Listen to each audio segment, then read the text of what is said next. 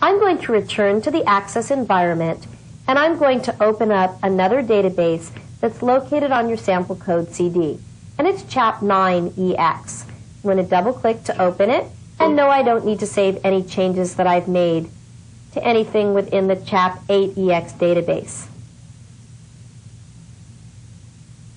Notice that we get a splash screen, and then we get an application switchboard. This particular application demonstrates some of the things that you can do with forms. What I'm going to do right now is tap my F11 function key, which brings the database window forward. Now we're going to take a look at some of the different events that occur and examples of how those events can be used in your programming code. If I take a look at FRM clients, I'm going to double-click to run FRM clients. What I'm going to do is click somewhere within the city.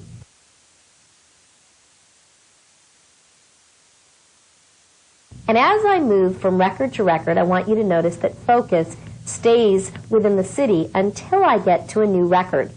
Once I get to a new record, the focus shifts to the first name control. Let's try that again. Again, if I'm on some record that's existing, click in some control, go to another existing record, notice that the focus stays within that control. But if I go to a new record, you can see that focus goes to the first name text box. Let's take a look at the code that makes that happen. Switching to the design view of the FRM client's form. If the form is selected and I take a look at the events that are being trapped for, notice that any events that have been coded say event procedure. One of the events that's been coded is the current event. The current event is an event that occurs as focus moves from one record to another. If I click the Build button with my code in event procedure, we can take a look at the code that's written in the current event. As movement occurs from one record to the next, if the text box for client ID is null, then the go to control method of the do command object is used to move the focus to the txt contact first name control. By the way, this is one way to write this, and originally this was written with a Microsoft Wizard, but the other way to write this is me.txt contact first name dot set focus. And that's how I would generally write this line of code. But in this case, they do the exact same thing.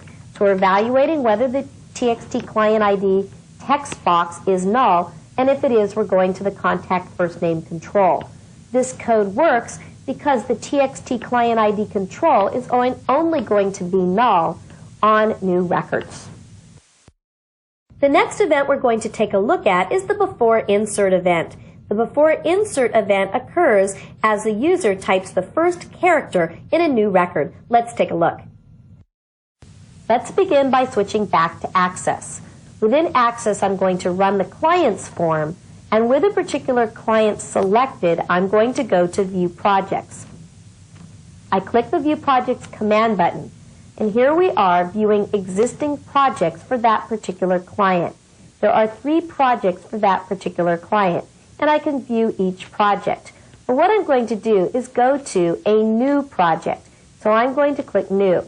When I go to a new project, you can see that right away the client name is filled in with white clover markets. If I begin to type a project name, nothing particularly happens. But let's take a look at the code that populated the client name with white clover markets. What I'm going to do is go to Design View.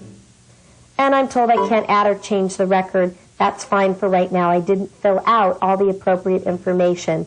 So it says I can't save the record. Do I want to close the database object anyways? Yes. Again, this is just because I didn't fill out the project manager and other required information. What we want to look at, though, is the before insert event. If I click within before insert and click the Build button, this is the code that's executing. We're writing code, or the code is written, within the before insert event of the form.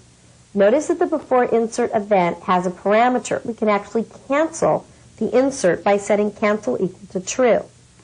I have some error handling, and then what we do is set the client ID on the current form equal to, now remember the current form is projects, we're setting the client ID on the projects form equal to whatever is in the client ID text box on the client's form.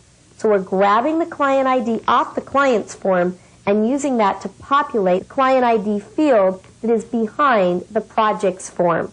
So this is doing our population for us. Now let's take a look at how the text box itself is actually populating, because there's two different things that are going on. Remember that it's this code that's actually setting the client ID in the project's form to the client ID in the text box on the client's form. But let's take a look at what's populating the control. Returning to Microsoft Access, if we take a look at the control source of the client name control, the control source actually references the company name field of FRM clients. So that's what's actually populating the client name. It's a couple different things that are going on. The next event that we're going to explore in our tour is the dirty event. The dirty event occurs when data entry happens within any control on the form. To take a look at the dirty event, we're actually going to open up another database. So I'm going to hit F11 to bring up the database window, and I'm going to click the Open tool on the toolbar, and I'm going to open up the Chap9 database. When I open this database, I do not want the startup form to be recognized.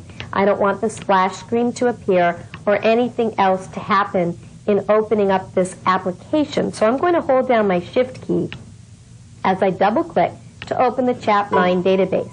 And no, I don't need to save any changes that I've made.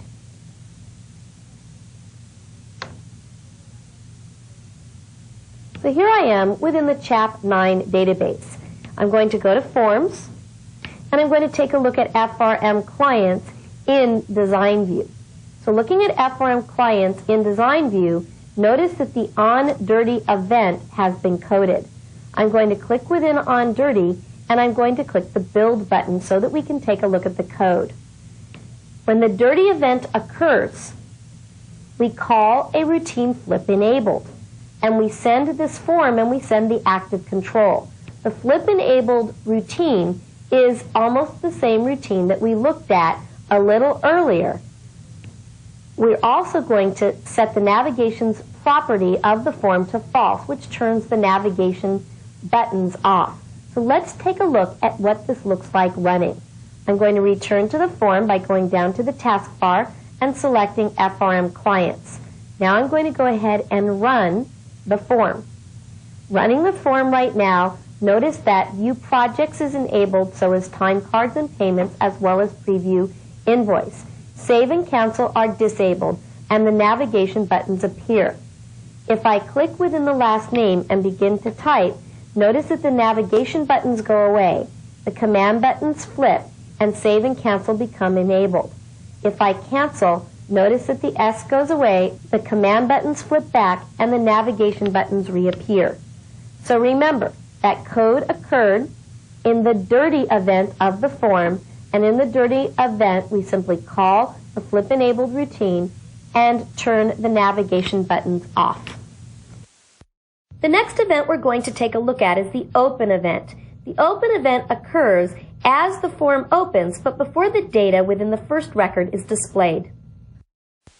I'm going to click to view Microsoft Access, and we're going to take a look at the projects form. So I'm going to hit F11 to bring up the database window, and then I'm going to go to FRM Projects in Design View. In Design View, I can take a look at the Open event, which is right here. Clicking the Build button, we return to the VBE.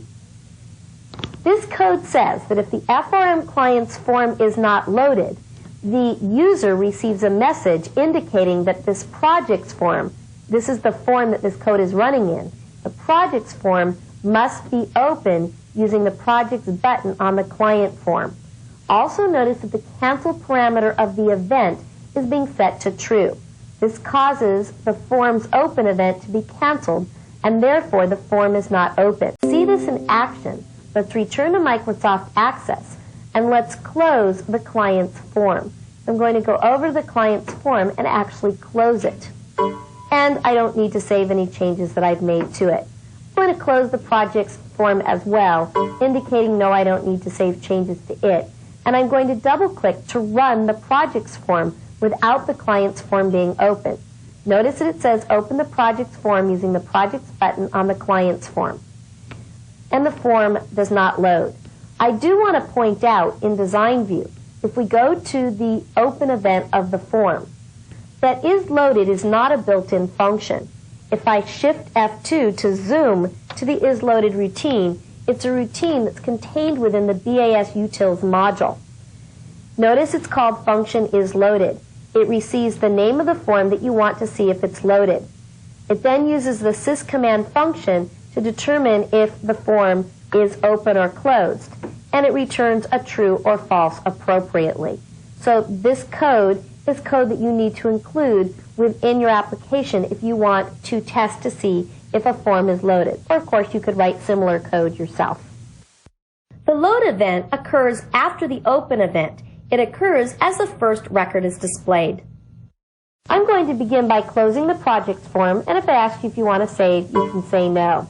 What I'm going to do is I'm going to run the expense codes form. So I'm going to double-click to run the expense codes form, and it runs normally. Doesn't look like anything special is occurring. I'm going to go into Design View of the expense codes form, and I'm going to look at the code in the load event. Clicking the Build button, the first thing I want you to note is that the load event does not have a cancel parameter. This means that the load event cannot be canceled. So you can cancel in the open event, but not in the load event. If we take a look at the code that's been placed within the form load, it evaluates if the data entry property of the form is true. The data entry property of the form will be true if the form is open and told to go into data entry mode, which means that only new records are displayed and existing records are not displayed. So if this form is opened specifically in data entry mode and something called opening arguments is not null, the form is going to do something special. It's going to take the text box txt expense code and it's going to set it equal to the opening argument. Well, when we just ran the form a moment ago, this code did not execute because we were not in data entry mode and the opening arguments were null. So let's see how we can make this code execute. Returning to Microsoft Access, remember that if we ran the form normally, nothing special happened. We can just see the normal records within the expense code table.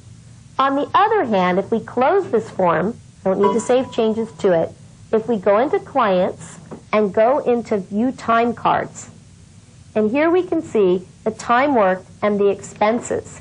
And if I were to go into the expense code and I were to enter something new, such as eating, and hit my Tab key, notice it says expense code not found. Do I want to add it? Now this code is actually being executed from the not in list event of the combo box, and we're going to be taking a look at that event later. But for right now, I'm going to say yes, I want to add. Notice what happened here. Notice that we opened in data entry mode. The data that was passed from the not in list event to this expense code form in the opening argument was eating. So notice that we've filled in the expense code ID, which is an auto number, and the expense code, which is eating. And when I click OK, it accepts that entry and fills it in for my expense code. So you can see that I was successful in treating the form specially, the expense code form, when we had opening arguments and when we were open in data entry mode. I'm going to go into Design View of this form. And actually what we have here is a subform for our expenses. I'm going to close the time cards form and close the client forms as well.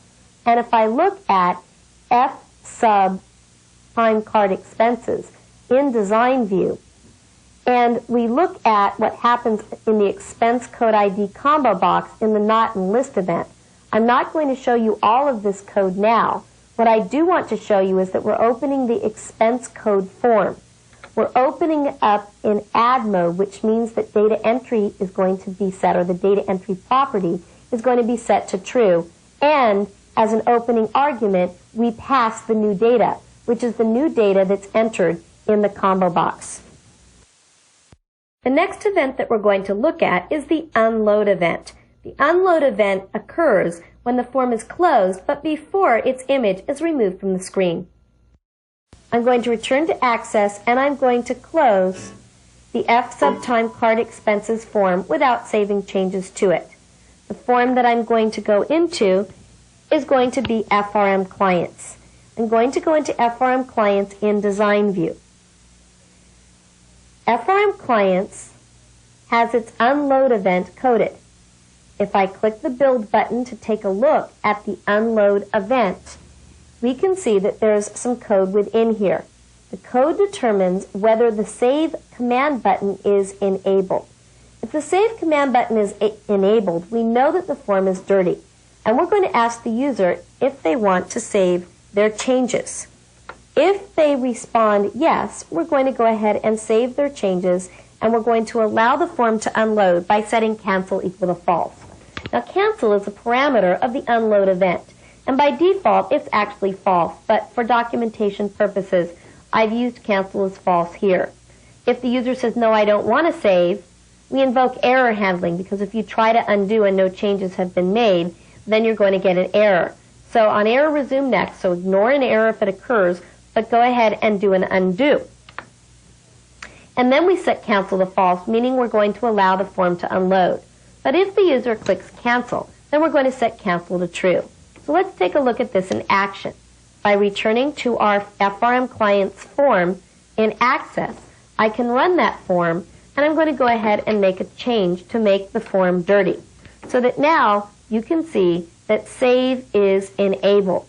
So when I go to close the form, I'm asked first if I want to save the changes to the design of the form, because Access notices that we made a design change. This is not the message that we've entered in our code. And I'm going to indicate, no, I don't want to save. But this is the message that appears as the result of our code. Do I want to save? Yes, no, cancel. If I click cancel, notice that I remain within the form. On the other hand, again, we get the same message. I'm going to click no. If it says, do you want to save, and I click no, the data changes are not saved. So if I go back into the client's form, notice that the data change wasn't saved. On the other hand, if I go to close the form, and I say, yes, I do want to save, when we go back in, you can see that the extra S appears. And of course, if I want, I can take it back out and save my change. If the unload event is successful, then the close event occurs. The close event occurs as the form disappears from the screen after the unload event. To demonstrate the use of the close event, I'm going to open the projects form. And now I'm going to leave it open, but I'm going to set the focus back to the client's form. Remember that our projects form is still open in the background. But watch what happens if I close the client's form. If I close the client's form, notice that magically the projects form closed as well. This code is within the close event of the client's form. So let's take a look. We can go directly to code this time if we want by clicking the code tool on the toolbar. We're within the client's form, but what I'm going to do is select from here, instead of the unload event, the close event. It says if the project's form is loaded, then go ahead and close it. So you can see that in the close event of the client's form, we're ensuring that if the project's form is still open, we're going to take it upon ourselves to unload the project's form as well, which makes a lot of sense since projects are indeed related to clients that those projects were created for. Forms have a lot of events associated with them. We don't have time to take a look at each and every event. We're just covering the most important ones. The last form event that I'm going to show you for right now is the key down event of the form. I'm going to return to Microsoft Access and show you something very important about the key down event. Here we are within the client's form. I'm going to double click to bring up the properties of the client's form. Notice that if we take a look at the client's form, the key down event has been coded. But the key down event only occurs for a form ordinarily if there's no visible or enabled controls on that form, meaning that basically it's never going to occur. But there's a trap door. If you set the key preview property to true, and it's important to note that by default this property is no, but if you set it to yes or true, that means that if the user presses a key in any control on the form is going to see it first. So the key down event is going to execute. What code have we placed in the key down event of the form? If I click the build button, the code says if this form is dirty, if the user pressed page up or page down, then set key code equal to 0. Well, if we take a look at the key down event, the key down event knows what ANSI character was pressed, and that character comes in as an integer. It also knows whether Shift, Alt, or Control was held down when that key was pressed. So looking at the code, what it does is it evaluates whether the user pressed page up or page down, and if they did, it's ignoring the keystroke by setting key code to 0. So let's see why we need this code. I'm going to return to my form using my taskbar, and I'm going to run the form. Here's the idea. If I type a first name, make the form dirty, at this point, remember, I've taken the trouble of removing the navigation bar. But what good is it if the user could hit page up and page down? And in fact, right now, I can hit page up and page down to my heart's content, and nothing's happening. And that's because of the code that was placed within that key down event. Now what I'm going to do right now, I'm going to click cancel. But I'm going to go back into the design of the form, go back to the key preview property and set it to no. Now I'm going to run the form, and I'm going to type my R. But watch, if I hit my page down key, notice that it allows me to move to another record, which has the effect of saving the changes to this record. And you can see that indeed, in fact, the command buttons are very deceptive at this time as well. I'm going to go ahead and backspace and notice the command buttons flip back the other way. So now things are really confused. So it's very important that you would disable the page up and page down keys if you're using this technique. So again, that all has to do with key preview, which if I set back to yes, this now works appropriately. Now page up and page down don't work. And I can go ahead and cancel my change or whatever I need to do.